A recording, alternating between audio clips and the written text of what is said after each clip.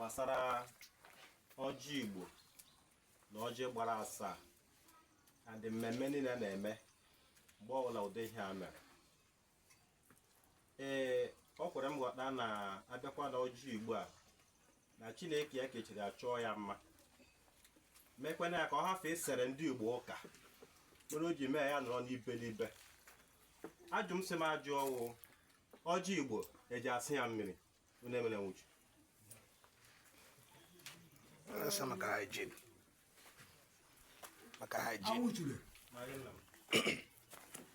Ọjị Igbo na-esakwara na oyi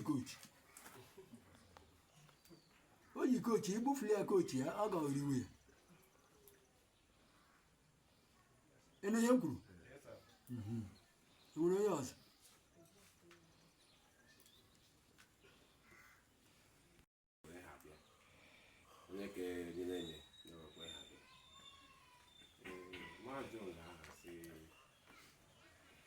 enwere ihe a ga-ejila ihe ndị ahụ makwanyere ọwụ ura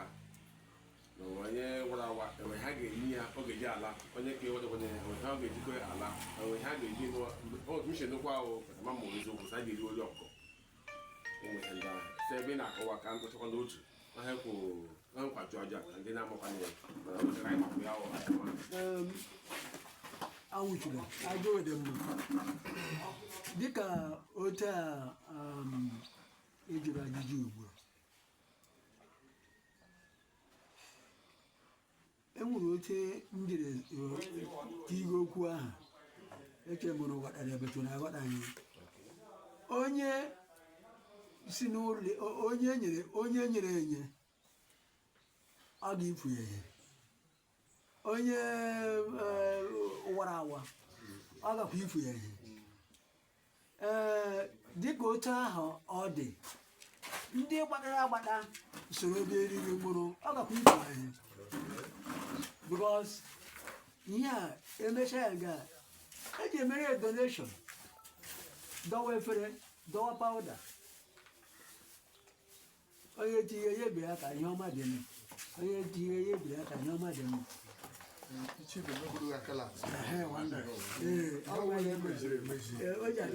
a na-akpụ ya dịka ihe a my brother jụrụ eji eliwe ọkụkọ mgbe esi na n'echiche nwere ha kọwachara anyị ọwụ ha na ke ọja ịga na osi nkwụ brik nkwụ asaa nke aha harara agrim onye aha agama n'uyi otu aja were ọkụkọ ahụ aja were ọkụkọ ahụ gbama gị n'aka ọkụ iji gbutuo ike nkwụ asaa otu a ọjị ya gbakwana na asaa nke ya wee bara ihe sara ahụ asara onye ọbụla mbara oge onye ọbụla dị hapi. otu a ọjị Igbo a anyị na-eme na otu ọ na-eji agba asaa ma ọ bụ anọ ọwụ ọmụmụ nwoke na ọmụmụ nwaanyị ịgaji ịlụ nwaanyị n'ala Igbo inwe ike ịzụ ọgworo ọgọ nwoke ga-akpara ihu ndị kpakpọ ga-akparịkwa ihu dịma iwere ọjị Igbo aha ga alụlụ nwaanyị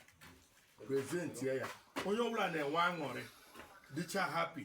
welọdị ihe nọ na dọja na-egwu ya si iji nnukwu ihe bịa be ịlụ nwaanyị ọgọ nwoke na-adị hapi ndị ọgọ ndị nwanne ndị kpakpọ gaje ịlụ nwaanyị na-adị hapi mgbe ọ na-agbawa ọjị adịka ọ nwere jụrụ ajụjụ ebe a sejasi ya mmiri ndị Igbo anaghị asụ ọjị Igbo mmiri ọ dị mụ abịara anyị gbawasị ya agaghị anya wuru obi eyifuli efi ahụ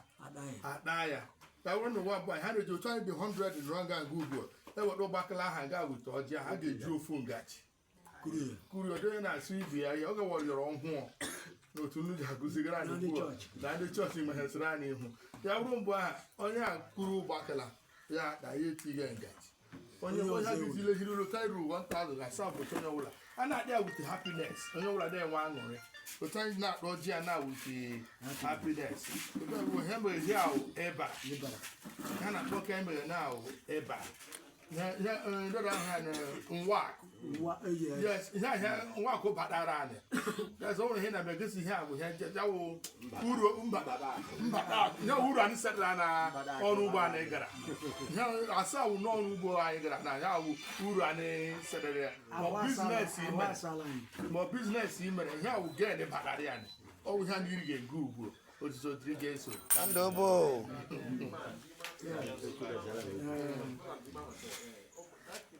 Adana lo pa jeze. Ngwa kworo elu na anya ya. Chibe na wuchi.